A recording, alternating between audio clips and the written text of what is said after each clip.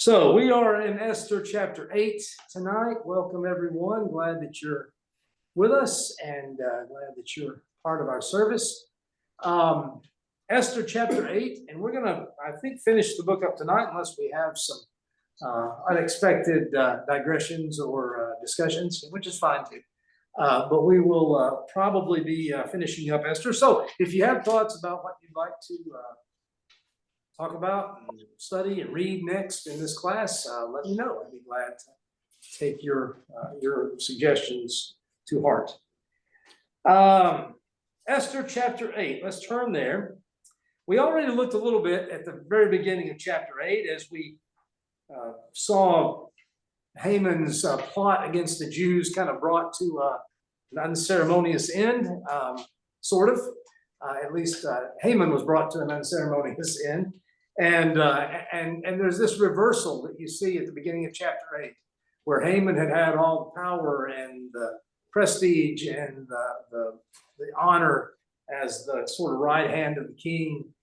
Now Mordecai has that, right? You have, and Esther, you have in verse 1, Xerxes giving Queen Esther the estate of Haman. And the king also gives Mordecai his signet ring, and which is, as we sort of talked about, the sort of symbol of acting in the name of the king. So Esther, so Haman, Mordecai receives this power that Haman had, the exact position, and Esther also appoints him to head Haman's estate.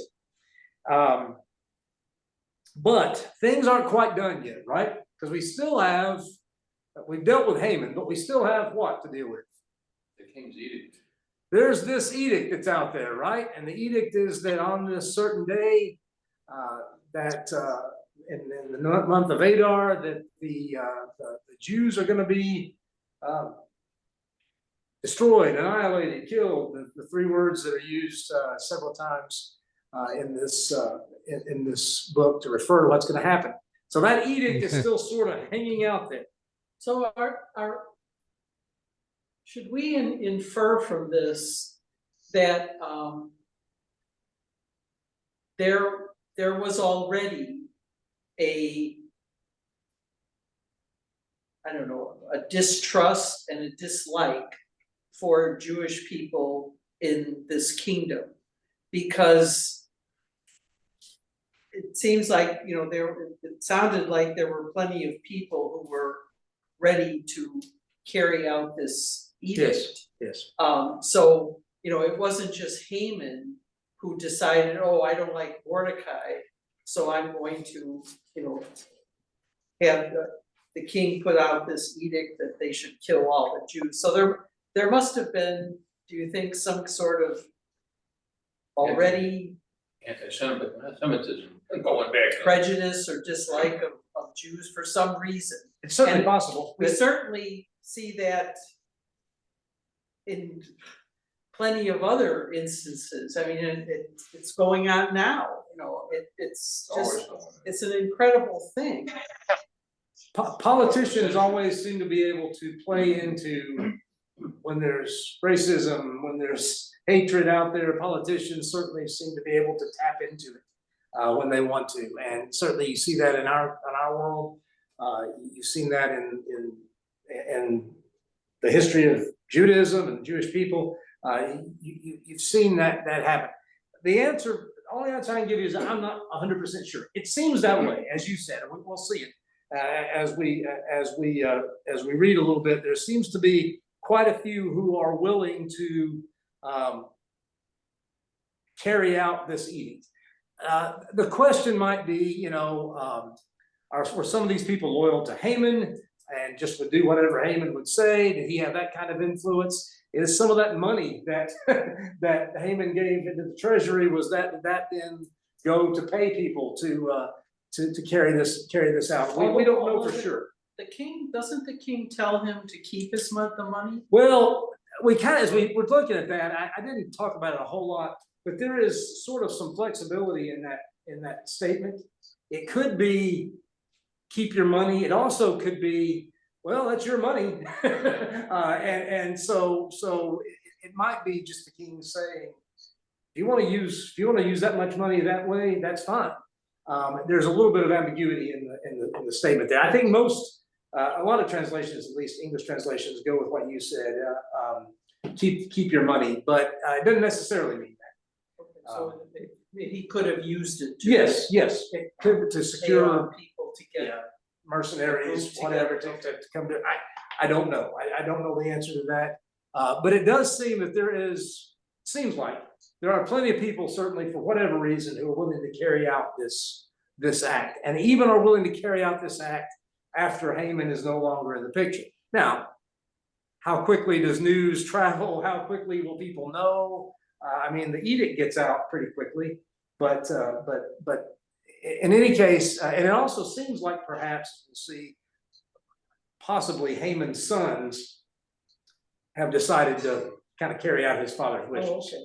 That's possible, at least. Esther deals in verse 3. You have Esther again pleaded with the king, falling at his feet and weeping. She begged him to put an end to the evil plan of Haman the Agagite, which he had devised against the Jews. Then the king extended the gold scepter to Esther, and she arose and stood before him. If it pleases the king, she said, and if he regards me with favor and thinks it's the right thing to do, and if he's pleased with me, let an order be written overruling the dispatches that Haman, son of Hammedatha, the Agagite, devised and wrote to destroy the Jews in all the king's provinces. For how can I bear to see disaster fall on my people? How can I bear to see the destruction of my family? King Xerxes replied to Queen Esther and to Mordecai the Jew, because Haman attacked the Jews, I have given his estate to Esther. They've impaled him on the pole he set up. Now write another decree in the king's name in behalf of the Jews, as seems best to you, and seal it with the king's signet. For no document written in the king's name and sealed with his ring can be revoked. So we have this question then, like, can't there just be an edict saying, never mind? Right. We take it back. There does seem to be this suggestion. We see it in Esther. We see it in Daniel. The law of the Medes and the Persians, it cannot be revoked.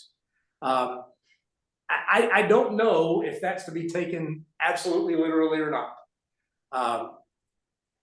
There is no sort of outside evidence that the laws of the Medes or Persians was ever considered in that way. But we have it here, and we have this idea of, at least if it's sealed with a king's signet ring, perhaps it can't be revoked. Both of those expressions could have to do more with the fact that when the laws go out, you can't violate them. They are solid, and they are ironclad. This sort of hyperbolic almost statement.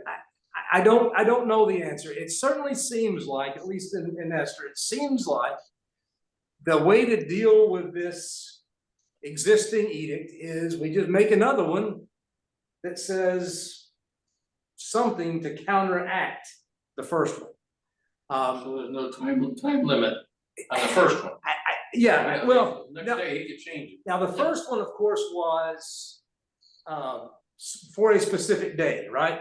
Yeah. There was a Right. specific day. This Doesn't was mean you couldn't send out another one next day, or maybe an hour later, change the whole thing. it's rather odd. It's rather strange, and perhaps there's probably something we just aren't aware of. The other thing that occurs to me is maybe what Esther and Haman are trying to do with the edict that they write is to deal with the fact that there might be some of these people who are, bent on destroying the Jews, and really the only way to keep it from happening is to do what they wind up doing, which is what? Allow the Jews to fight back, Yeah. which. It seems like about the worst possible solution. It worked.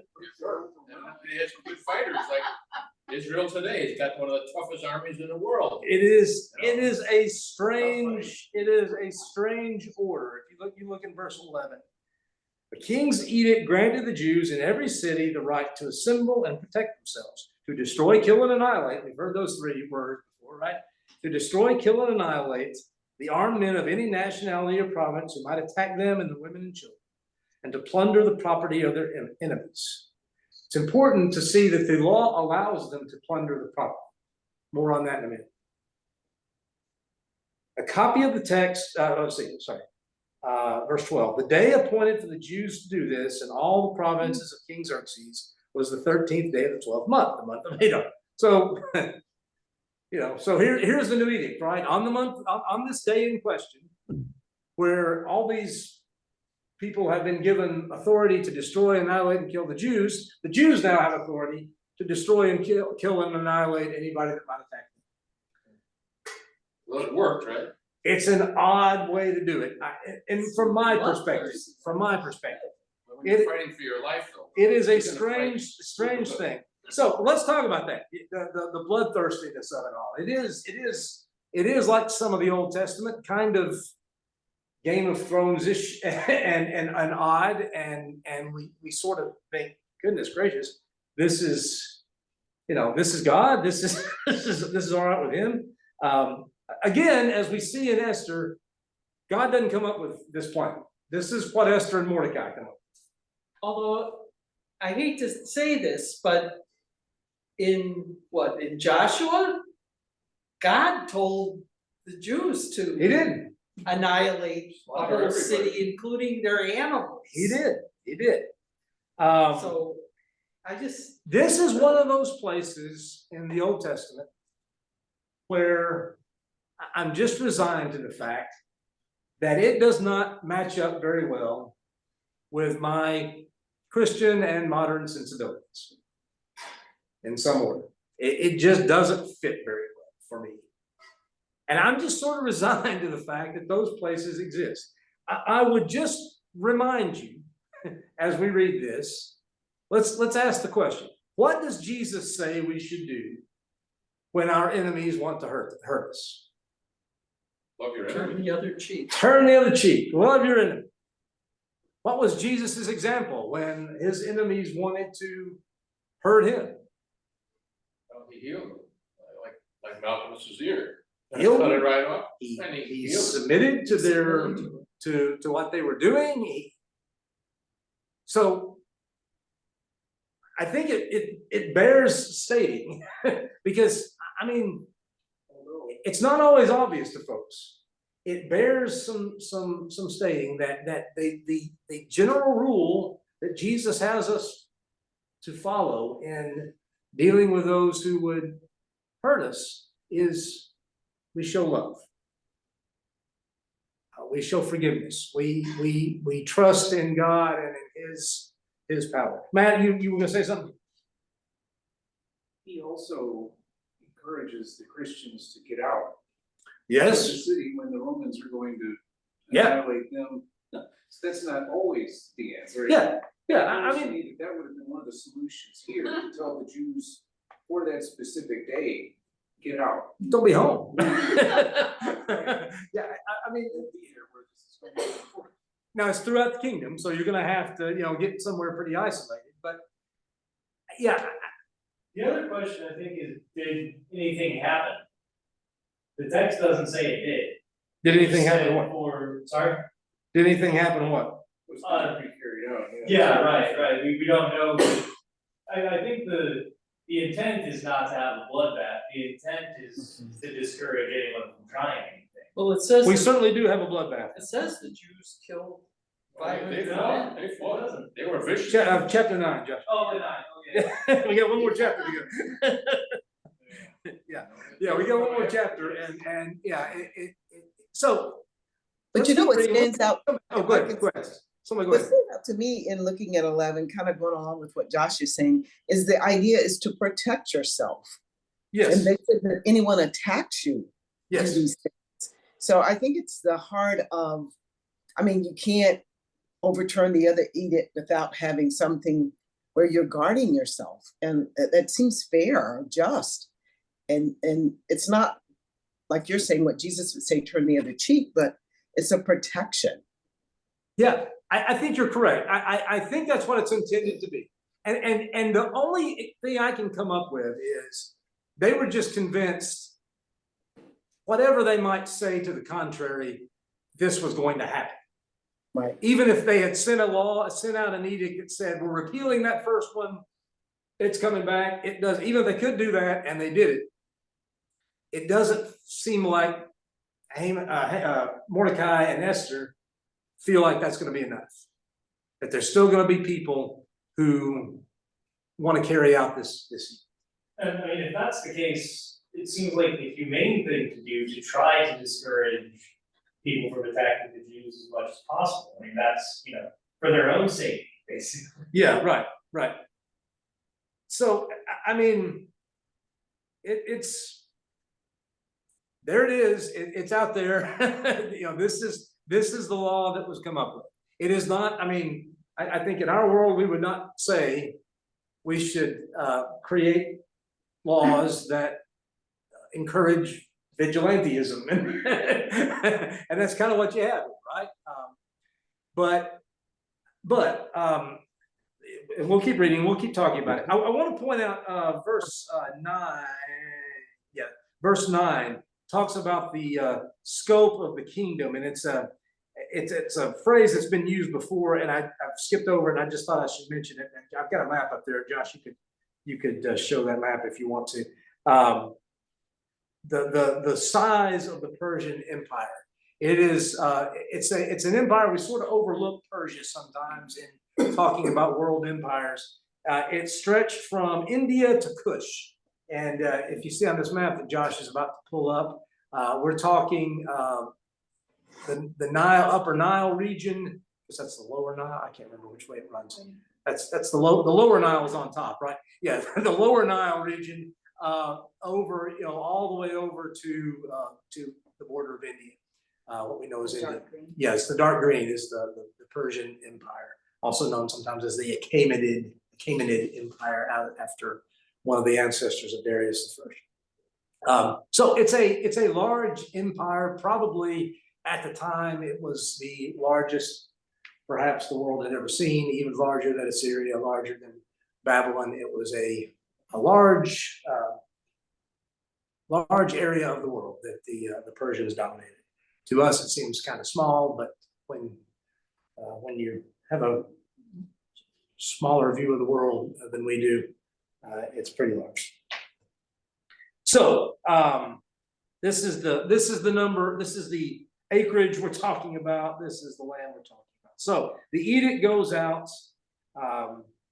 Mordecai leaves the king's presence, and in the city of Susa, there is celebration among the Jews, feasting and celebrating. And an interesting line in verse 17, many people of other nationalities became Jews, or there's some debate about this. It could also mean they pretended to be Jews because fear of the Jews had seized them. So there is, and I think this is to show the degree to which the tables have turned, right? There was fear and mourning in Susa when the edict was first passed, and now it's just a little over 2 months later. There is celebration and joy in Susa at what has taken place. I remember after the U.S. invaded Iraq, that one Muslim, he came out with his Quran with his hands up, and he says, "Who is your God?" As if, he was like, "I'm ready to change over." Oh, yeah. I mean, that seemed to happen fairly frequently in that conflict. Yeah, those sorts of surrenders. Yeah, and that seems to be what's going on here, right? People are saying, I'm a little concerned. I'm a little scared, and they are converting or pretending to convert out of fear. I don't think any of us would advocate converting people out of fear is the way to go. But that's what seems to be happening here, and again, I think it just illustrates the way things have changed in this time period.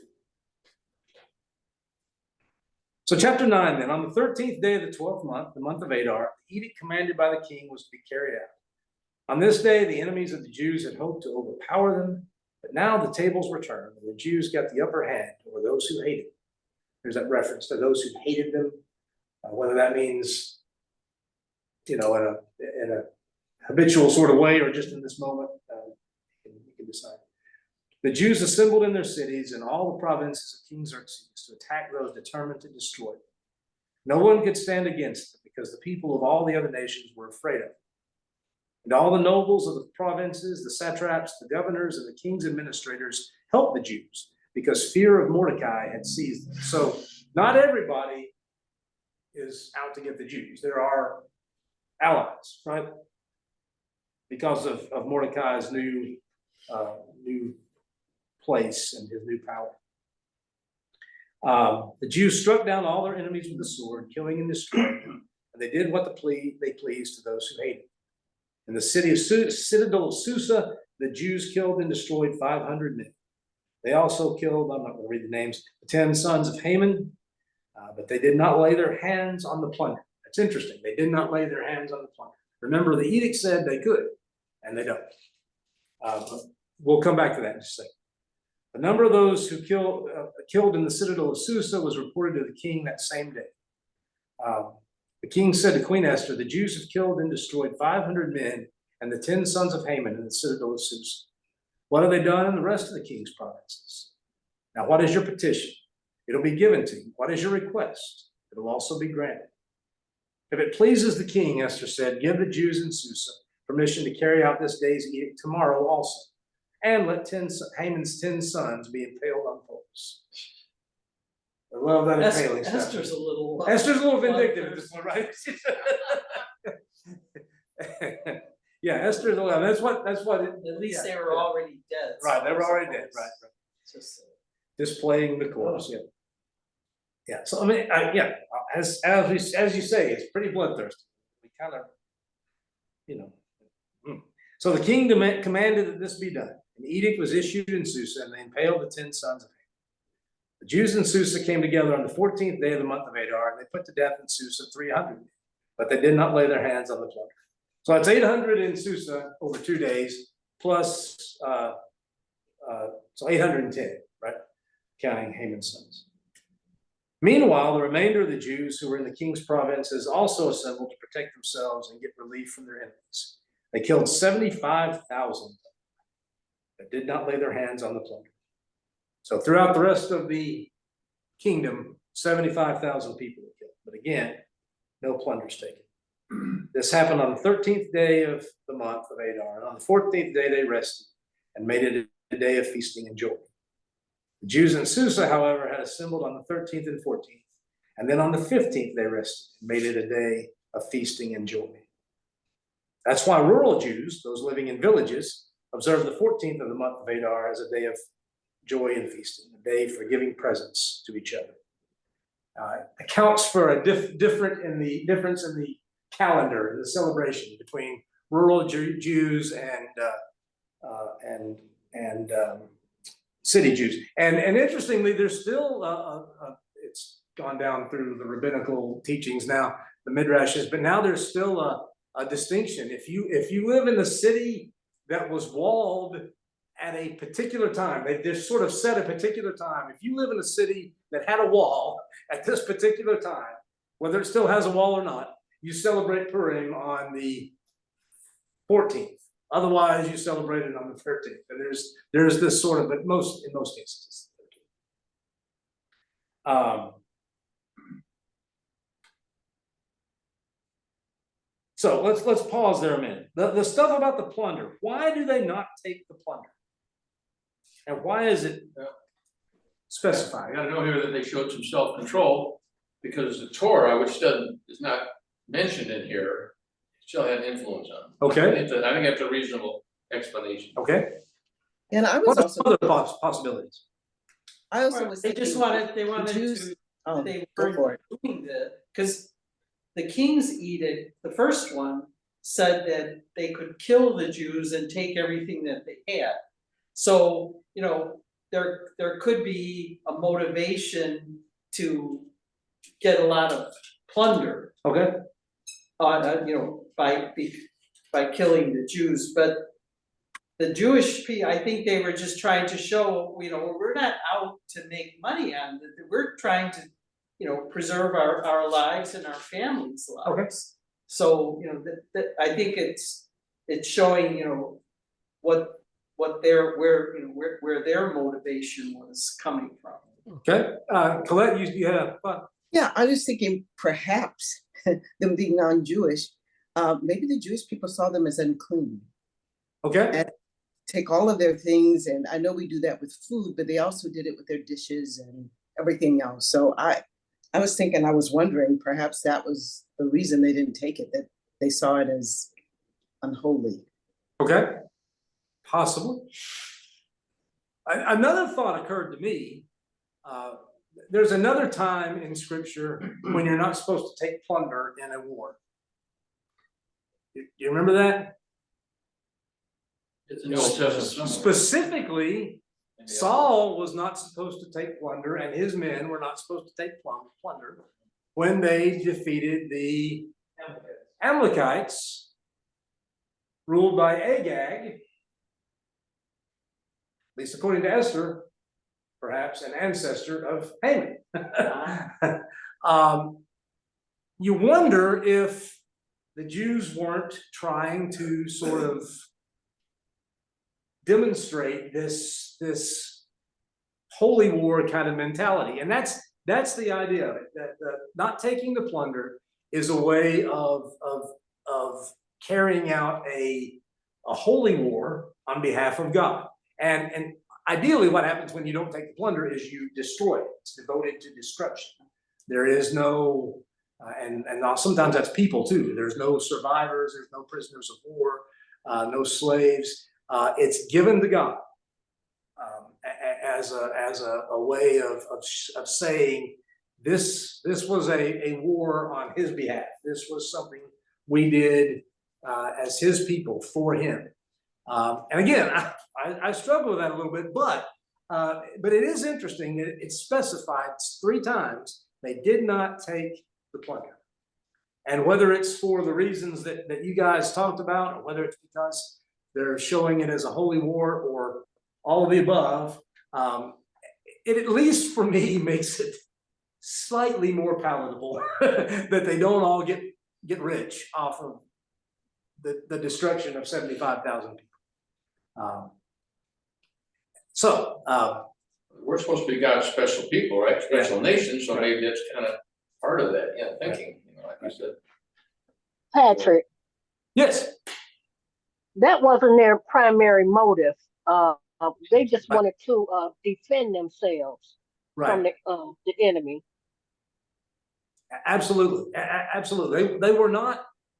They clearly show. Now, I mean, I think there are some of us would probably, in a situation like this, say, you know what, I deserve this guy's gold. For my trouble, I deserve. I deserve this guy's gold. I deserve this guy's wealth that I've just killed. Even though it was in self-defense, but they definitely do not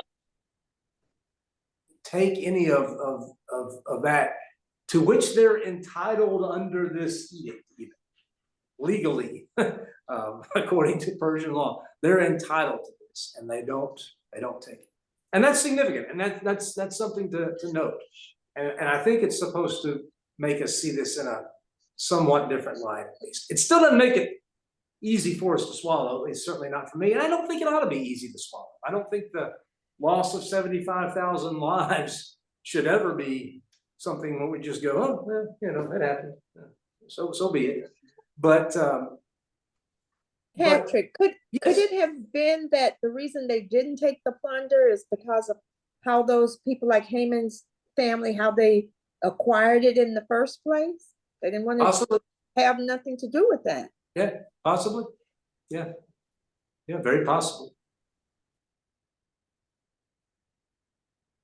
But again, we follow Jesus, who did not mobilize his followers to fight, who did not call us to that kind of vengeance or that kind of response to evil. We're called to show love and forgiveness in the face of evil.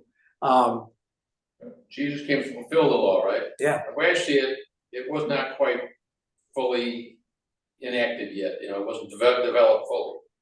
It wasn't completed yet under Moses, so that's why you have some of these great atrocities going on. But it's part of God bringing Jesus into the world to perfect it, and then he shows a much better way. So, Yeah, it's just part of the process. it's and again, this. Well, you could get into a lot of different, a lot of different ways with this kind of discussion. Pacifism versus, we can go lots of different ways with it.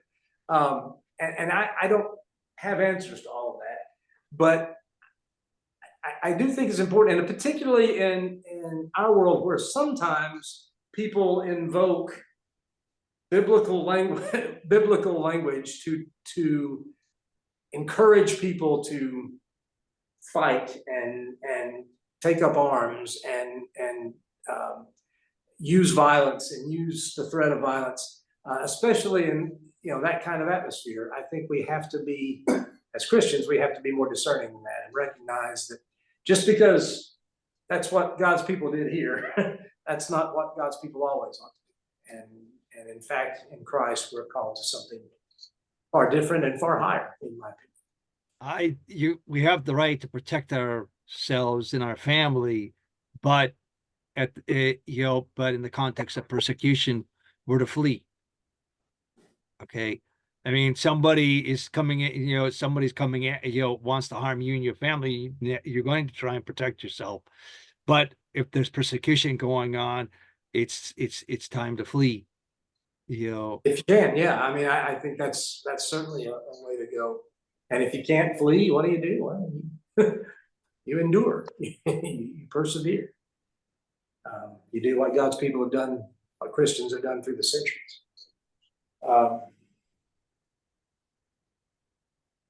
Other thoughts?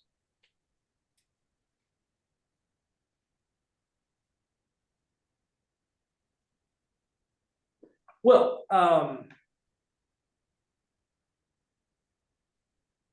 we've had the reference to feasting and giving presents on the 14th of Adar or the 15th of Adar, right?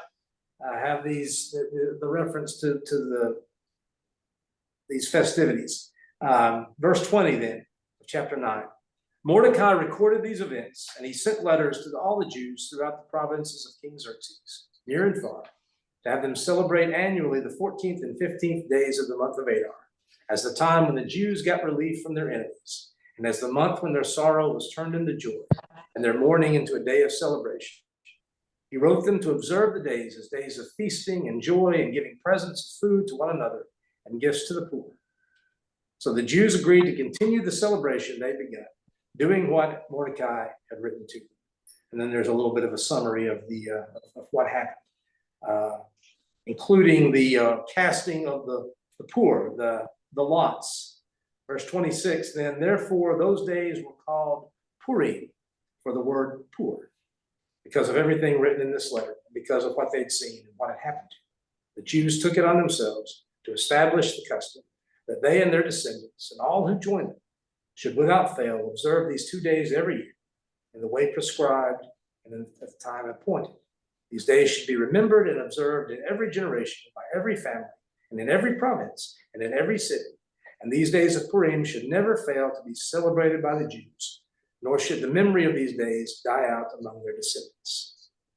So Queen Esther, daughter of Abihail, along with Mordecai the Jew, wrote with full authority to confirm this second letter concerning Purim. And Mordecai sent letters to all the Jews in the 127 provinces of Xerxes' kingdom, words of goodwill and assurance, to establish these days of Purim at their designated times, as Mordecai the Jew and Queen Esther had decreed for them, and as they had established for themselves and their descendants in regard to their times of fasting and lamentation. Esther's decree confirmed these regulations about Purim, and it was written down in the records. Josh, you can pop up the picture of the poor if you would like to. It's not a poor picture, it's a picture of the poor. It's Celebrated March 23rd and Yeah, 24th. coming up next month. This year. Coming up next month for Purim, if you're interested. This is a Babylonian Pur, I believe, but similar to the to what probably would have been used, though people used very different things for lots. Sometimes it was knuckle bones, sometimes it was sticks. It was more like drawing straws. Sometimes there was all kinds of ways that the lots were cast. But the idea is that the gods through the lots would decide and would tell people what should be done. So why do you name a holiday after a dice? Well, it's kind of perfect for, you can actually leave that up if you want to for a second, Josh. It's kind of perfect for this book to talk about a holiday named after after lots, because we've sort of seen that God works in some unusual ways in Esther, and some ways in which he's rather hidden.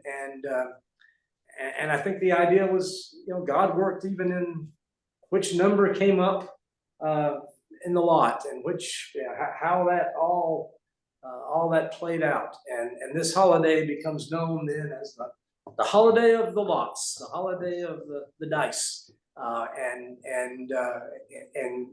it's pretty interesting. Purim is actually the first. There's a second one that maybe you know, but it's the first Jewish festival that we have record of that is observed as it's a required celebration, but it is not in the Torah. It's not in the law of Moses. And this is the first one. The second one is Hanukkah. Hanukkah, yes. Hanukkah, which came about during the Greek Maccabean era. Maccabean era, right? So it's fascinating. They decide in the course of this that we need to remember this. This needs to be remembered. And so Esther and Haman, I keep calling Mordecai Haman tonight for some reason. I know, it's movie. Esther and Mordecai make the choice to ensure that it will be remembered through all generations by decreeing this celebration. Josh, you go ahead and pop up the next slide and you can close it. This is a noisemaker that is sometimes used in the synagogues still today. When Haman's name is mentioned, you crank that noise. It's like ratchet, and it makes a ratchet noise, and you crank that thing around, and it drowns out. The idea is to drown out Haman's name. Sometimes there were rabbinic decrees that Haman's name should be blotted out on Purim. So sometimes they'd write Haman's name on 2 rocks and then bang the rocks together until the name was gone. Sometimes they would write Haman's name on the soles of their shoes and then stamp their feet when Haman's name was mentioned to try to trot on Haman and blot his name out. All sorts of creative ways to celebrate. Purim is kind of a raucous holiday from everything I've read about it and seen about it. It's celebrated in sort of a celebratory manner. You can take that down now, Josh. Just a couple of notes about Purim. They still are required. Jews are still required to exchange gifts of food. You have to give a gift of food to at least 2 people, because it talks about people plural in Esther. So you have to give gifts to at least 2 people. You also have to give to at least 2 poor people, I think, in addition to the gifts of food to each other. You eat a celebratory meal, and it is, the rabbis insist, with wine. and there's the sort of well-known saying that you are supposed to drink until you cannot distinguish between blessed be Mordecai and cursed be Haman. Now, a lot of Jewish people have taken that to mean I'm going to have a sip of wine, have a glass of wine, and then go take a nap. Because when I'm asleep, I won't be able to identify. I won't be able to distinguish between blessed be Mordecai and cursed be Haman. But that's sort of that was an ancient rabbi who kind of came up with that. Better people getting drunk. Who came up with Down that. drunk and hurt yourself. Yeah, but the idea is celebration, right? The idea is there's joy. This is a festal occasion. This is not solemn or mourning. That's why when you read in the synagogue, you can make the noise and you can drown out Haman's voice. And there's Esther pageants where The kids wear costumes. and costumes. It's like Halloween. The idea you can dress up because and there's a lot of different interpretations of the dressing up, but one of them is God was sort of disguised during the events of Esther, and since God was disguised, let's wear masks and let's wear costumes so that we can sort of remember that and be reminded of that. There are some additions to daily prayers. One of them is, "But you in your abundant mercy nullified Haman's counsel and frustrated his intention and caused his design to return upon his own head, and they hanged him and his sons on the gallows." It's interesting that in this book that God doesn't appear. Jewish people have still heard that story, read this story through the centuries, and have seen God at work in it. And I think that's really instructive for us. And I think that's important and maybe sets a precedent for how, as Christians, we should perhaps read Esther. That, if the Jewish people saw God in this, I think we can too. And we can remember that God acts sometimes in ways that we don't expect and aren't necessarily looking for. Yeah, the book shows us the strange way that God works at times. Yeah. Kind of full of surprises. Yeah. Right? Full of some surprises in this book, I think. He's working between the lines, and even though he's not mentioned. And in ways sometimes that we can only see in hindsight. I think that it would have been hard to see God at work in some of the events that happened in Esther in the moment. But looking back through, the benefit of hindsight, and generations have passed, and people can look back and they can see God at work in this story in unexpected ways and through unexpected people. Yeah, kind of like you talked about in the past, we should put God in a box. Hmm. This is a perfect example of that. He's working outside the box. So, lesson for us. And then chapter 10, which is just 3 verses long. King Xerxes imposed tribute throughout the empire to its distant shores, and all his acts of power and might, together with a full account of the greatness of Mordecai, whom the king had promoted, are they not written in the book of the annals of the kings of Media and Persia? Mordecai the Jew was second in rank to King Xerxes, preeminent among the Jews, and held in high esteem by his many fellow Jews, because he worked for the good of his people and spoke up for the welfare of all the Jews. It just ends with a comment about Xerxes' power. Interestingly enough, Xerxes winds up, and again, we've sort of not been very flattering of Xerxes throughout this reading this book, and for good reason. But Xerxes winds up at the end.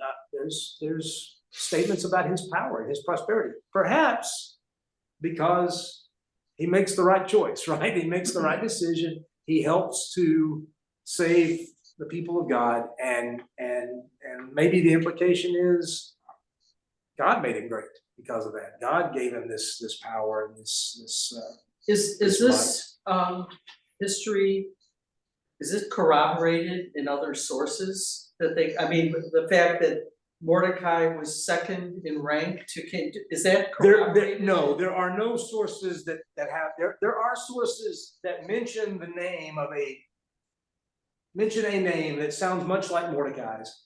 Not that he is in this kind of position of power, but I believe it's as a court official or something like that. I can track that down. I believe it's Herodotus. Herodotus gives us a whole lot about this time period, Xerxes in particular, because the Persians were threatening the Greeks, and Herodotus actually, I think, made some trips to Persia to meet with the king. He's a Greek historian. Made some trips to meet with Xerxes and or at least be in his court. And so there's How long was his reign,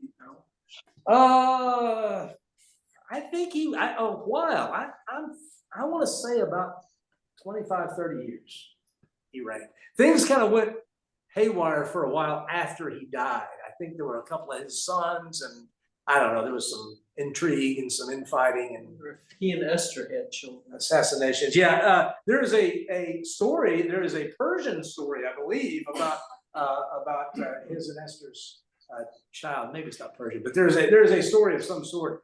But it's kind of there's no reason to think it was it's anything near true. I was going to look up Xerxes real quick. He will go down in history. He goes down in history as a transitional figure. He's the one who opens the door for the West to come and rule the world. Yes, yes. But that's because of Thermopylae. But we mentioned that earlier in the beginning. But Thermopylae is the door that basically opens the West to come and take over and control the world.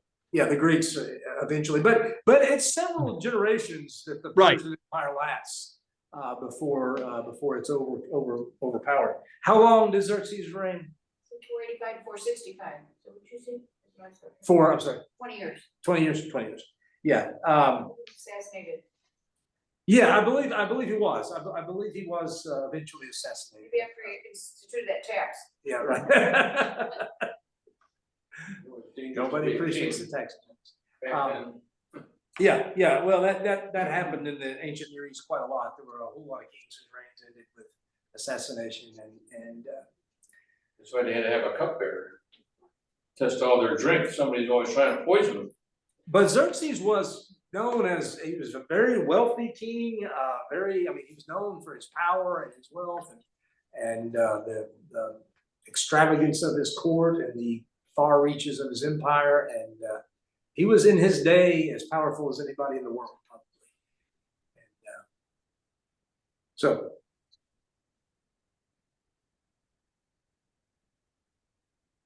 well, I believe that's all I've got about Esther. Other thoughts, comments? There's always lessons to be learned by Haman, he was never out to get God's approval, that's for sure. And you see what happened, right? Lost everything. Wondering how Everything meant anything to him, down the drain. how would anybody On the ever figure gallows. out that he was an Agagite? That's an interesting question. It is an interesting question, and I been proven that. Yeah. Presumably those records were as lost as the Jews' records of their own heritage were. Matt was wondering how anybody would know that Haman was an Agagite, a descendant of Agag. I don't know. Whatever, he personifies evil, It's like Hitler, It's One of the most evil people. Supernatural thing in and of itself. Yeah, so he's the perfect example of not to be like him, be the opposite of Haman, You'll be a I pretty have good a person. question. Yes, ma'am. Excuse me. If the Jews were annihilated during this time, would that have wiped all the Jews off the face of the earth? There were Jewish people back in the Holy Land by this time. Okay. Yeah. Because I know there were the maybe at least one return had happened by now. Let's see, Mhm. 480. You said 485 to 465. One return, probably, maybe two. Yeah, this is after Cyrus. Yeah, there were several migrations. Okay. One under Cyrus, one under Darius, I think, who was Xerxes' father.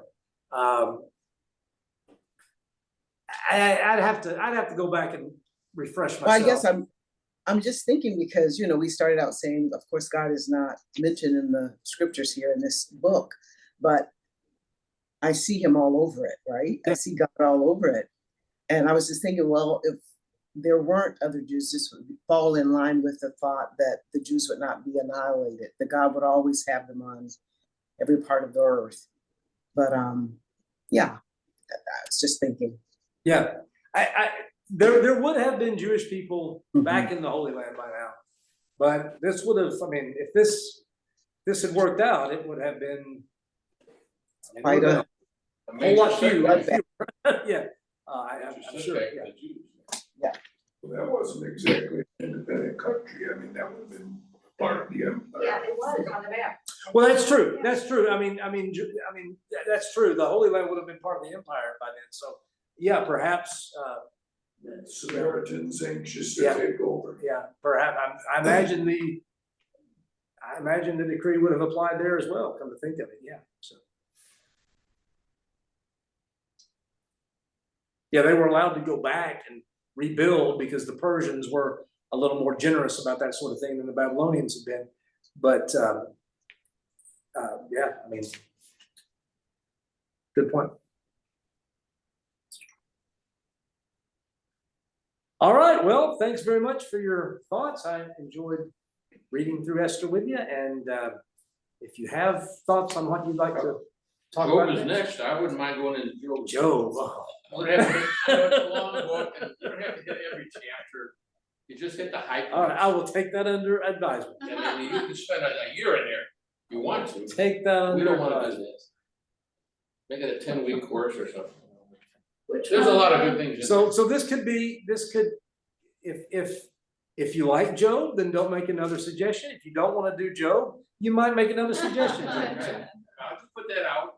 Please. You know me, I'm always. A lot of times- Jan, I know Jan's a big Job fan. You're a Job It's so fan? depressing. You would probably like it. I just read a book about Job. I love Job.